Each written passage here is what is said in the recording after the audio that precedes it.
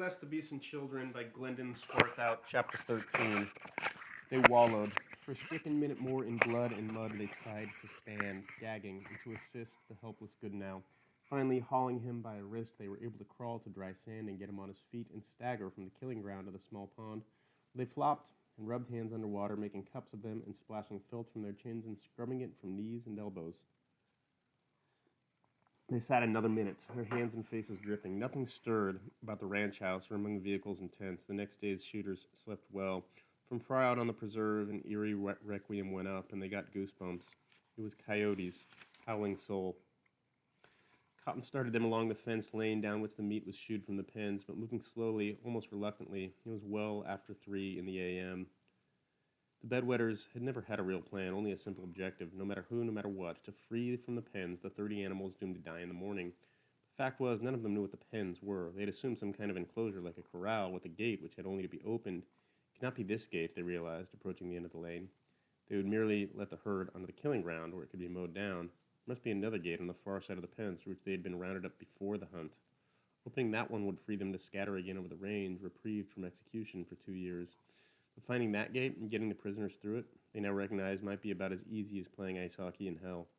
They groped for the gate. They stopped dead in their tracks. They heard it, smelled it, felt it.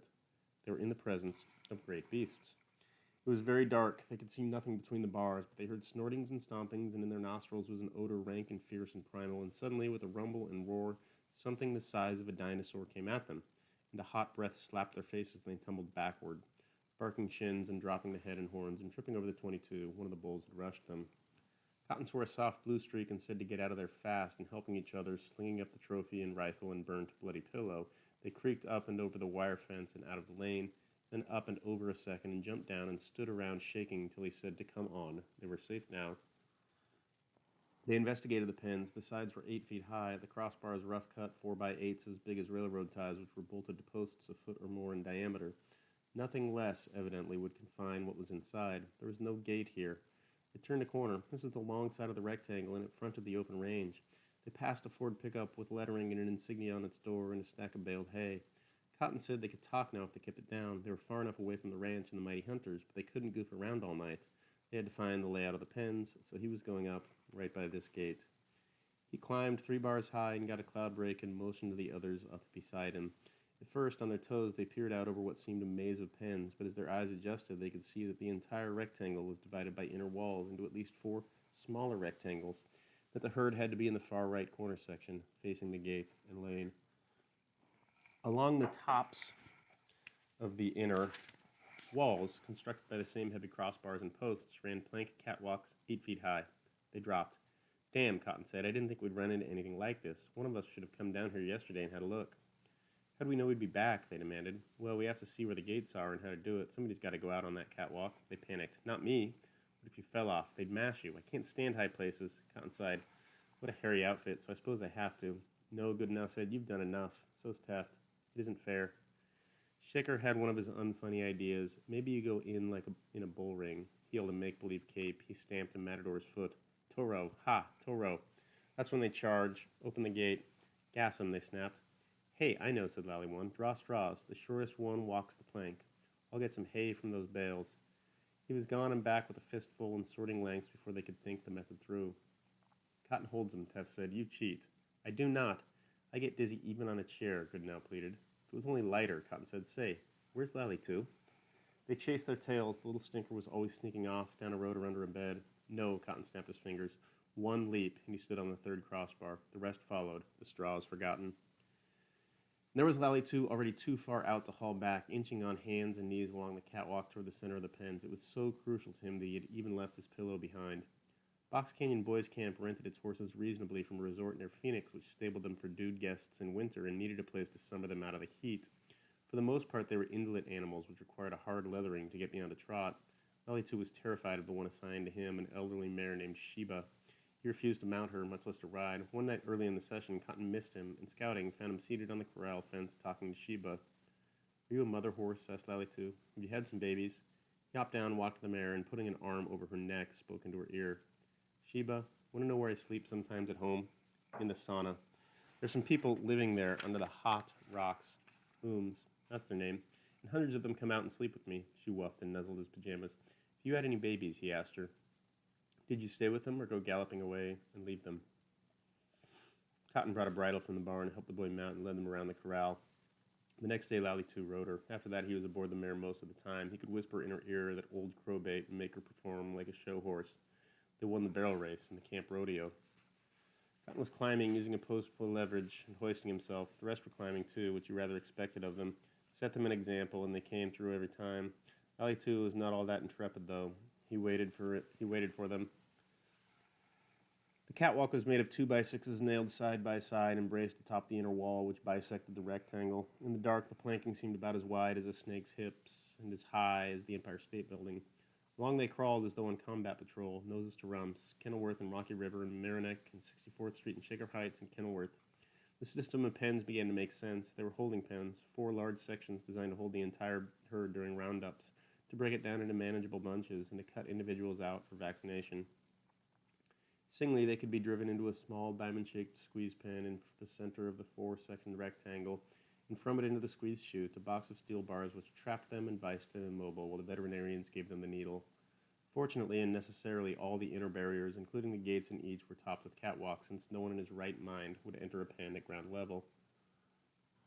Just as the bedwetters reached the center of the squeeze pen, the scud of clouds opened, and Lally too, the leader, stopped. 5 behind him could not see, and cautiously, unsteadily, they stood up, and teetering, clasping hands, edged sideways on the planks. Then Lally too said, oh, and they were, in their magnificence. The buffalo is the largest, most awesome game animal found on the American continent. Standing 6 feet at the shoulders, even higher at the hump, measuring more than 9 feet in length, the bulls weighed 2,000 to 2,600 pounds, the cows but a few hundred less. They tapered from mighty forequarters and heads and humps to slender hindquarters supported on delicate ankles and hooves, and beards of hair tufted from below their snouts and from their heads and legs and tails. Even in wan moonlight, the curved, carved horns glinted, sleek hides tautened over muscle, eyes struck sparks of fire, and they were loco. Given reasonable situations, a man might reasonably guess how a buffalo would behave. But these beasts, deprived of the open range and comparative freedom they had known from birth, cut out from the big herd and stockaded for 3 days without food and water, and goaded by alien sounds and smells, were totally unpredictable.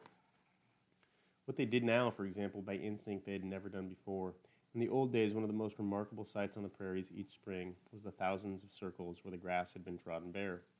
Fairy rings, the pioneers called them, unaware what had made them. In reality, they were formed by bull buffalo walking circular guard round and round the cows and calves to fend off wolf packs. Now, as the animals snuffed the odor of man nearby, of man, their mortal enemy now, as they drew into flaring nostrils that scent which for the first time connoted death, half the herd advanced to the bulls and stood on guard before the cows, snorting and stamping hooves, heads lowered to hook with horns, whatever might attack. Nothing would. Instead, high on the catwalk, holding onto each other, 6 boys quaked before the beast's blow. They turned, they deflated, they crawled back as fast as they could along the planks to the squeeze pen. There, letting legs down, they sat like bumps on a log as what they had seen sank in. The enormity of the task hunched their shoulders. To liberate the herd, they must get it through 2 pens, the squeeze and one of the big ones. 3 gates had to be opened. One between the section in which the herd was now held and the squeeze pen, a second between the squeeze pen and a large, and a third in the outer wall of the large, which opened onto the range. Through those gates they must hoo-ha or sweet-talk 30 tons of critters as mean as sin, and twice as jumpy as they were themselves. Cotton found some dried blood on his nose and peeled it off, thinking. Then he said it wasn't as tough as it looked. Here was how. The second and third gates could open safely now, no sweat. He'd stay here on the squeeze pen by gate 1. The rest of them would go back outside the way they came, around the corner to the section where the herd was. That would turn the buff toward them and away from him. Then he'd jump down, open number 1 gate into the squeeze pen, climb up again. When they saw he'd done that here, all 5 of them should climb the pen wall above the herd, suddenly, together, and lean over and not holler, but wave headgear and kick the crossbars, and that ought to stampede the herd out past him and out the last 2 gates. Okay, he said. Got it? He knew they were petrified. Okay, he said decisively.